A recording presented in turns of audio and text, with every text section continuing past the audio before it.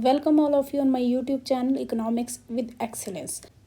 आज की इस वीडियो में हम स्टडी करेंगे cardinal utility theory. Cardinal utility theory Alfred Marshall के द्वारा दी गई थी और इसकी हम इंट्रोडक्शन से स्टार्ट करेंगे।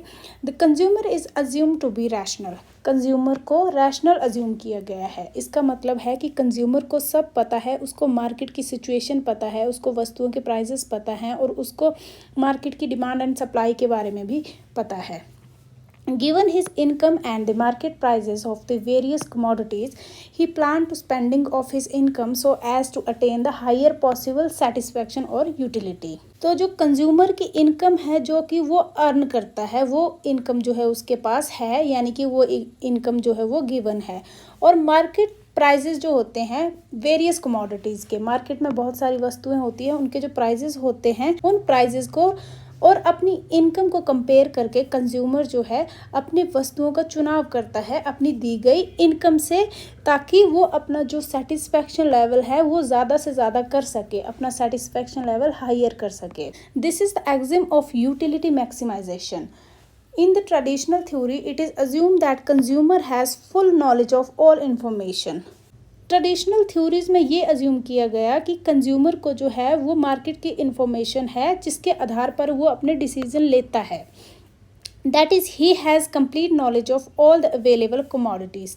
मार्केट में जितनी भी कमोडिटीज़ अवेलेबल हैं उन कमोडिटीज़ की उसको पूरी की पूरी नॉलेज है कि उस कमोडिटी का प्राइस क्या है और वो अपनी इनकम को एडजस्ट करके किस तरह से उस प्राइस पर अपना मैक्सिमम सेटिस्फैक्शन लेवल अटेन कर सकता है। In order to attain his objective, the consumer must be able to compare the utility satisfaction of the various basket of good which he can buy with his income. तो अब consumer को जो है अपना objective attain करना है। क्या objective है उसका? Utility maximisation.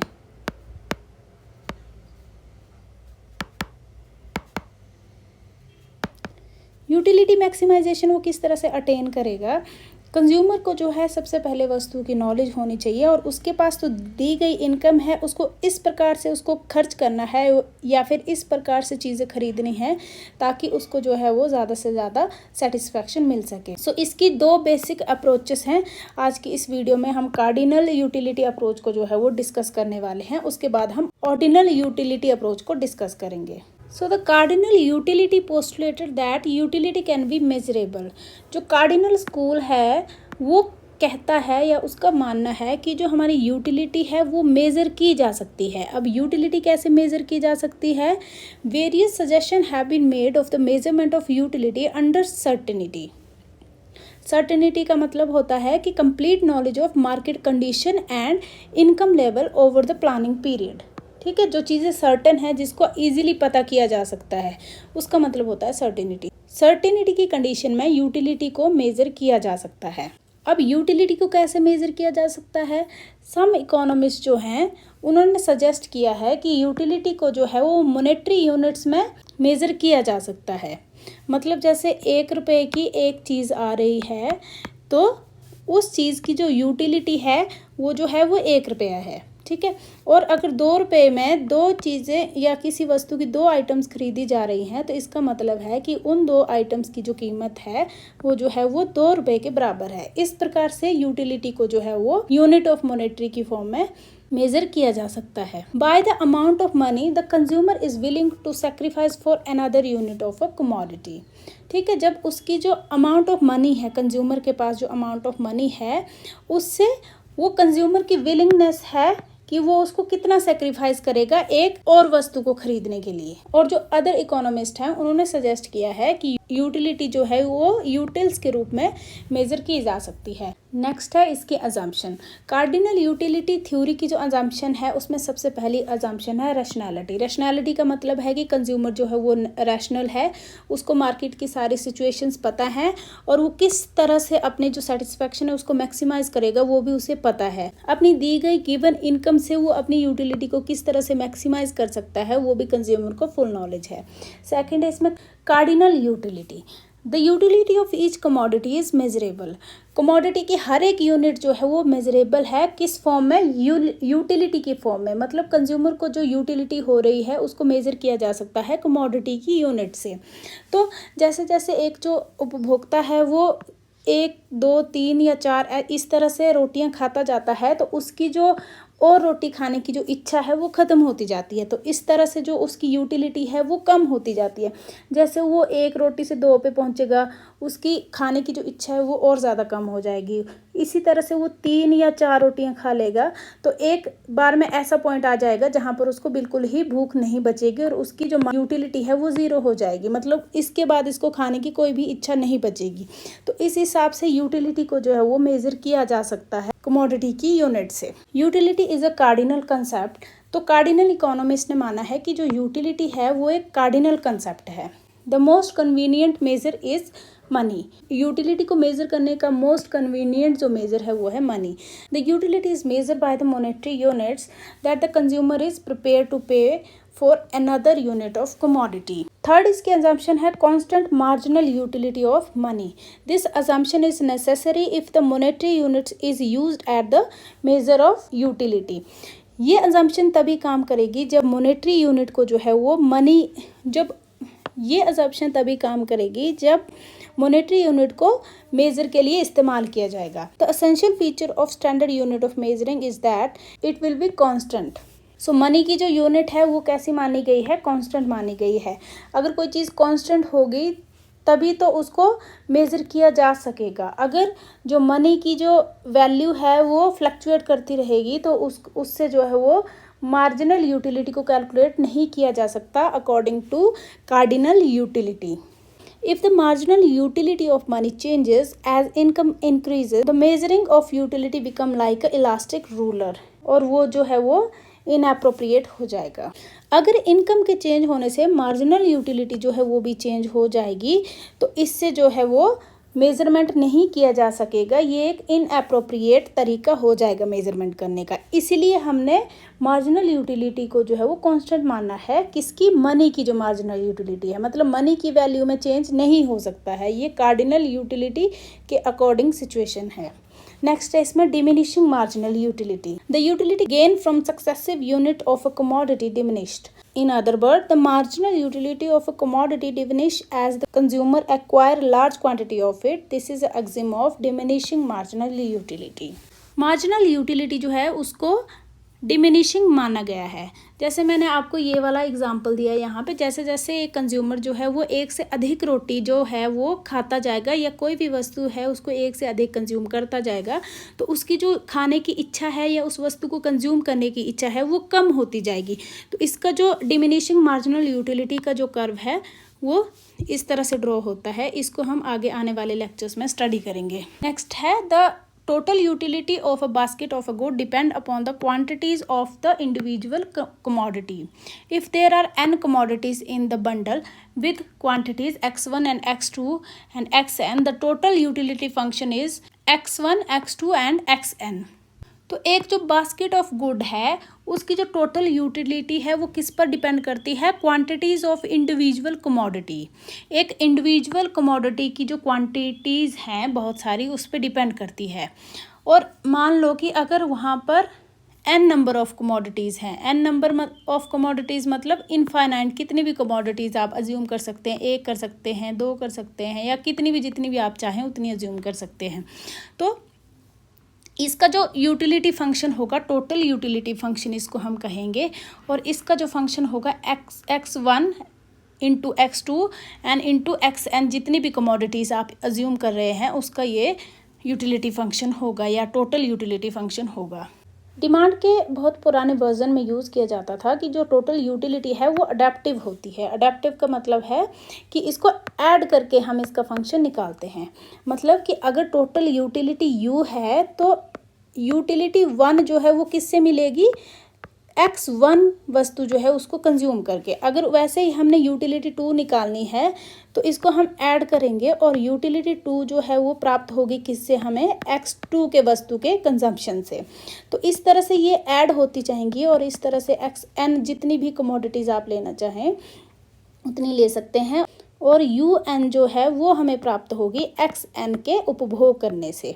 तो इस तरह से जो यूटिलिटी है वो ट्रेडिशनल अप्रोचेस में एडिटिव होती थी। The additive assumption was drop in later version.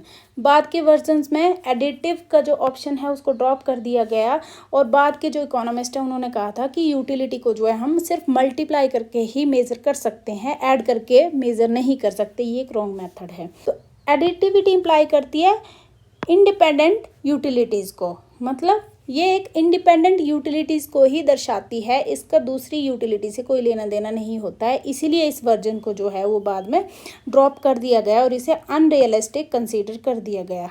तो अब हम कार्डिनल यूटिलिटी अप्रोच के अकॉर्डिंग इक्विलिब्रियम कैसे प्राप्त कर सकते हैं। कंज्यूमर का इक्विलिब्रियम कब होगा? Consumer can either buy X और retain his money income Y. Under this condition the consumer is equilibrium when MUX is equal to PX।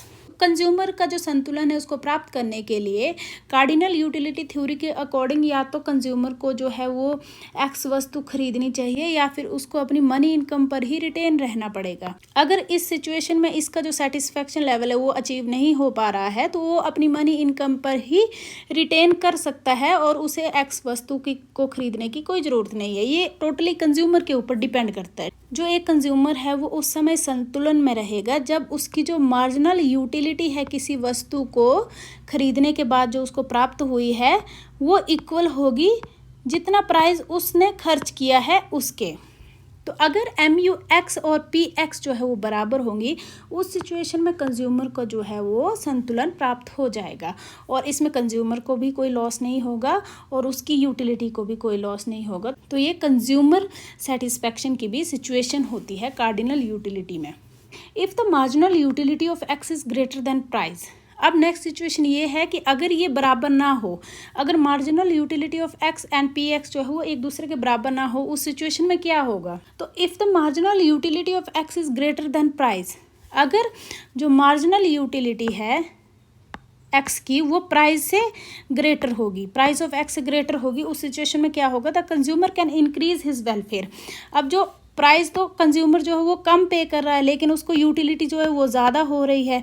इस सिचुएशन में कंज्यूमर जो है उसकी जो सेटिस्फेक्शन लेवल है वो इंक्रीज़ हो जाएगा, मतलब कंज्यूमर जो है इसमें बेनिफिट में रहेगा। एंड नेक्स्ट सिचुएशन इसमें आती है कि if marginal utility of X is less than it's price. अब मार्जिनल यूटिलिटी जो है X की वो इसके प्राइस से कम हो जाएगी, ठीक है। मतलब कंज्यूमर जो है वो प्राइस तो ज़्यादा पे कर रहा है लेकिन उसको जो मार्जिनल यूटिलिटी है उस वस्तु से मिलने वाली जो मार्जिनल यूटिलिटी है वो तो कम हो रही है। तो इसका मतलब ये है कि कंज्यूमर का जो सेटिस्फेक्शन लेवल है वो यहाँ पर डिक्रीज़ हो जाएगा और कंज्यूमर जो है वो अपने सेटिस्फेक्शन लेवल पर नहीं पहुंच पाएगा। तो इस सिचुएशन में अब कंज्यूमर अपने आप को संतुलन में कैसे लाएगा? इस सिचुएशन में जो कंज्यूमर है वो जो है अपनी टोटल सेटिस्फेक्शन को कैसे इंक्रीज करेगा? By cutting down the quantities of X। अभी कंज्यूमर जो है इस X को पहले जितनी क्वांटिटीज़ खरीद रहा था उन क्वांटिटीज़ को ये कम कर सकता है और प्राइस को जो है वो एज इट इज़ पे करेगा, लेकिन जो इससे मिलने वाली क्वांटिटीज़ है वो कम परचेज करेगा। इस तरह से जो कंज्यूमर है अपने सेटिस्फेक्शन लेवल को मेंटेन कर पाएगा।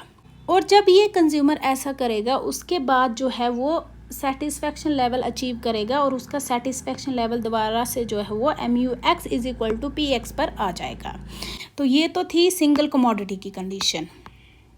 ये जो MUX is equal to PX है ये है सिंगल कमोडिटी केस में। अब कंज्यूमर को जो है वो एक साथ दो कमोडिटीज़ या फिर दो से ज़्यादा कमोडिटीज़ खरीदनी है। उस केस में जो इसका संतुलन है वो कब होगा?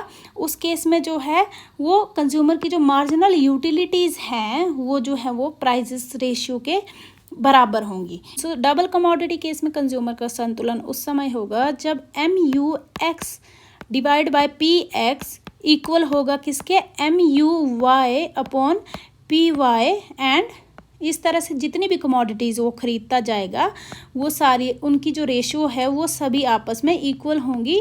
ये केस जो है वो डबल कमोडिटी केस का जो है वो संतुलन है। सो अगर हम इसका मैथमेटिकल डेरिवेशन स्टडी करें तो यूटिलिटी जो है वो किसका फंक्शन है, utility is the function of Q X. तो यूटिलिटी जो है वो क्यू एक्स का फंक्शन है, where utility is measured in the form of monetary unit. Utility को जो है वो मॉनेटरी यूनिट के फॉर्म में मेजर किया जाता है इस थ्योरी में।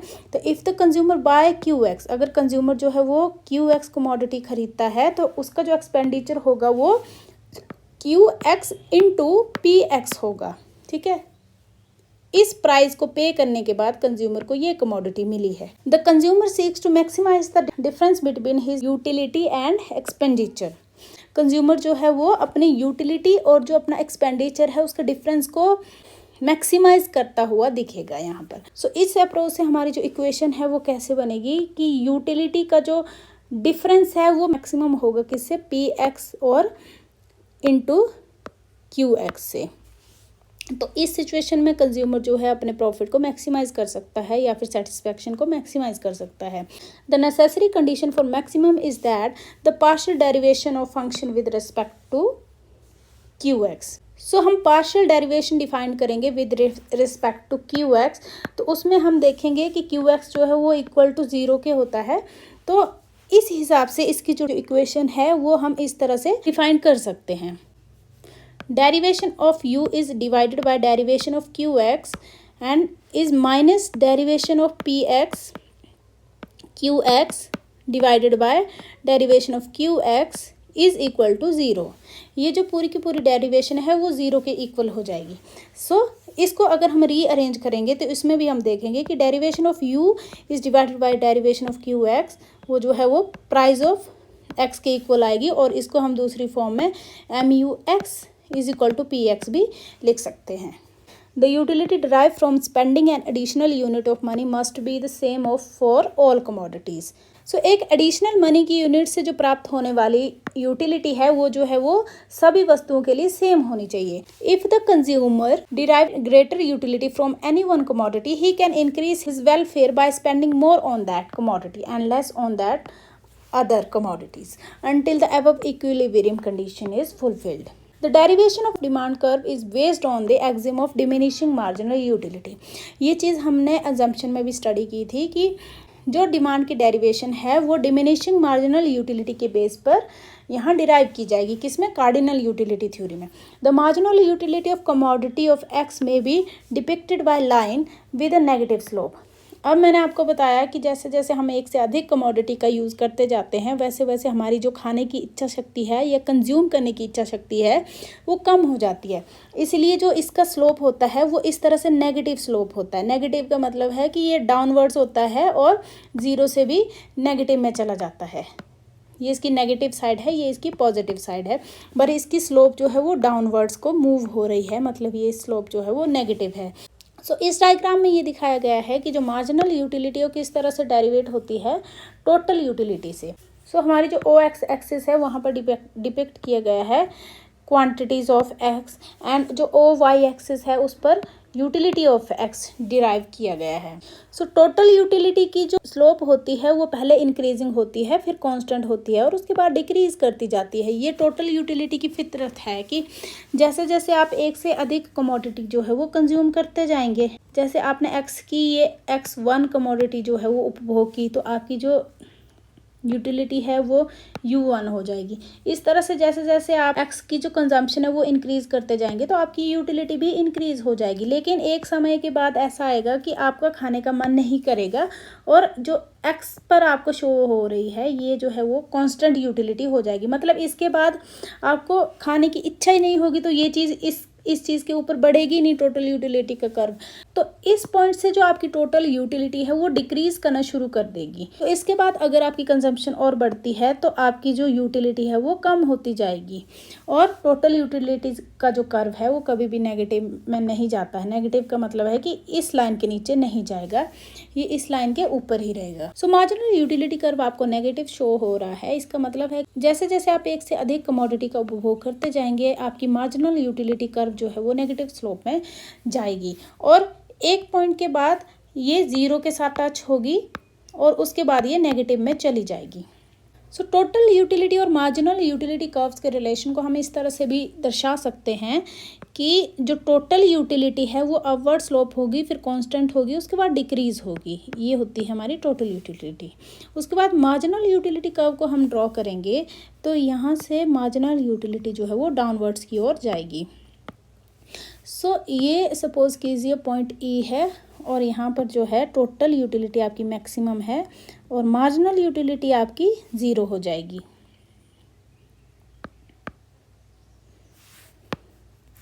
सो जब हमारी टोटल यूटिलिटी है वो इंक्रीज हो रही है, यहाँ पर टोटल यूटिलिटी जो है हमारी इंक्रीज हो रही है, आप देख पा रहे होंगे, और उस समय हमारी जो मार्जिनल यूटिलिटी है वो डिक्रीज हो रही है। उस समय हमारी जो मार्जिनल यूटिलिटी है वो डिक्रीज हो रही है। और जब टोटल यूटिलिटी जो है वो अपने मैक्सिमम पॉइंट पर पहुंचती है, मतलब ई पॉइंट पर पहुंचती है, उस समय हमारी जो मार्जिनल यूटिलिटी होती है वो 0 के इक्वल होती है। और जिस समय हमारी जो टोटल यूटिलिटी है वो डिक्रीज होना शुरू हो जाती है, उस समय जो हमारी मार्जिनल यूटिलिटी होती है वो नेगेटिव में चली जाती है। According to the marginal utility of x declining continuously and becomes negative beyond quantity x. Marginal utility है एक्स की, वो कॉन्टिन्यूसली डिक्लाइन करेगी और नेगेटिव में जाना शुरू कर देगी एक पॉइंट के बाद। जैसा कि मैंने आपको डायग्राम में बताया कि जो मार्जिनल यूटिलिटी है वो नेगेटिव में चली जाती है। If the marginal utility is measured in monetary unit, the demand curve of x is identical to the positive segment of the marginal utility curve. अगर जो मार्जिनल यूटिलिटी है वो जो है मनी के द्वारा मेजर की जा सकती, तो ये जो है वो पॉजिटिव सेगमेंट के आइडेंटिकल होती। ये जो पॉजिटिव सेगमेंट है इसके आइडेंटिकल होती। प्रीवियस फिगर में ये दर्शाया गया है कि जो मार्जिनल यूटिलिटी ऑफ एम है वो जो है वो x1 के इक्वल है। जो एक वस्तु का प्राइस है, एक वस्तु का जो प्राइस है वो इक्वल होगा कंज्यूमर डिमांड x1 के। तो यहाँ पर संतुलन की स्थिति क्या है, जो P1 है उसके लिए संतुलन की स्थिति क्या है, एक वस्तु जो है वो P1 प्राइस पर खरीदी गई है तो कंज्यूमर की डिमांड क्या होगी, x1। और सिमिलरली अगर कंज्यूमर जो है वो P2 प्राइस पर x2 कमोडिटी खरीदता है तो इनकी जो संतुलन है वो तब होगी जब ये दोनों इक्वल होंगे। The negative section of marginal utility curve does not form part of demand curve. So marginal utility का जो नेगेटिव सेक्शन है वो जो है वो डिमांड कर्व को शो नहीं करता है। ये वाला जो पार्ट है वो डिमांड कर्व को शो नहीं करता है, क्योंकि नेगेटिव कमोडिटीज़ का इकोनॉमिक्स में कोई भी सेंस नहीं है। जो कमोडिटी नेगेटिव में चली जा रही है -1, -2, -3, उसका इकोनॉमिक्स में कोई सेंस ही नहीं है। तो इसलिए इसको हम, इस वाले पोर्शन को हम डिमांड का जो कर्व है वो कंसीडर नहीं कर सकते। अब इस थ्योरी की क्रिटिसिज्म की बात हम करेंगे। So there are basic weaknesses in the cardinal utility approach. The assumption of cardinal utility is extremely doubtful. So cardinal utility की जो अजम्पशन है वो बहुत ही ज़्यादा डाउटफुल है, क्योंकि जो मार्जिनल यूटिलिटी है उसको सच में ही मनी के साथ मेज़र किया जा सकता है या नहीं, इसको बता पाना बहुत ही ज़्यादा मुश्किल है। The satisfaction derived from various commodity can not be measure objectively. So satisfaction जो है उसको हम एक ऑब्जेक्ट के रूप में मेजर नहीं कर सकते। सेटिस्फैक्शन क्या है, एक फीलिंग है।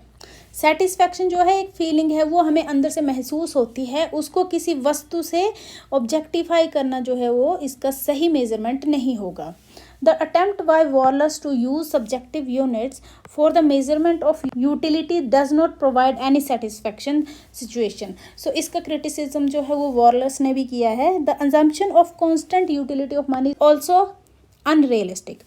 नेक्स्ट जो मनी की अजम्पशन ली गई है वो भी कांस्टेंट ली गई है, जो कि अनरियलिस्टिक है, क्योंकि जो मनी है, मनी की वैल्यू है वो टाइम के हिसाब से फ्लक्चुएट करती रहती है। इसको हम कांस्टेंट नहीं रख सकते हैं। As income increase the marginal utility of money changes. जैसे जैसे जो कंज्यूमर है उसकी इनकम इंक्रीज हो जाती है, marginal utility of money also changes. Consumer की जो इनकम है वो मार्जिनल यूटिलिटी जो होती है मनी की उसको भी चेंज करेगी, इसलिए जो मनी की वैल्यू है वो कभी भी कांस्टेंट नहीं हो सकती है। Thus money cannot be used as measuring since its own utility changes. So इसलिए मनी को जो है वो इसकी यूनिट को मेजरमेंट करने के लिए यूज़ नहीं किया जा सकता है, क्योंकि इसकी खुद की वैल्यू जो है वो चेंज होती दिखती है हमें। Finally the axiom of diminishing marginal utility have been established from introspection it is a psychological law which must be taken for granted. So जो डिमिनिशिंग मार्जिनल यूटिलिटी का कॉन्सेप्ट है वो सिर्फ एक साइकोलॉजिकल कॉन्सेप्ट है और एक इंट्रोस्पेक्शन है सिर्फ। इसको जो है वो किसी भी मैथमेटिकल फॉर्म में हम डेरिवेट नहीं कर सकते हैं। सो ये कुछ इस थ्योरी की क्रिटिसिज्म थे। आई होप ये वीडियो आपको अच्छा लगा होगा। Thanks for watching the video.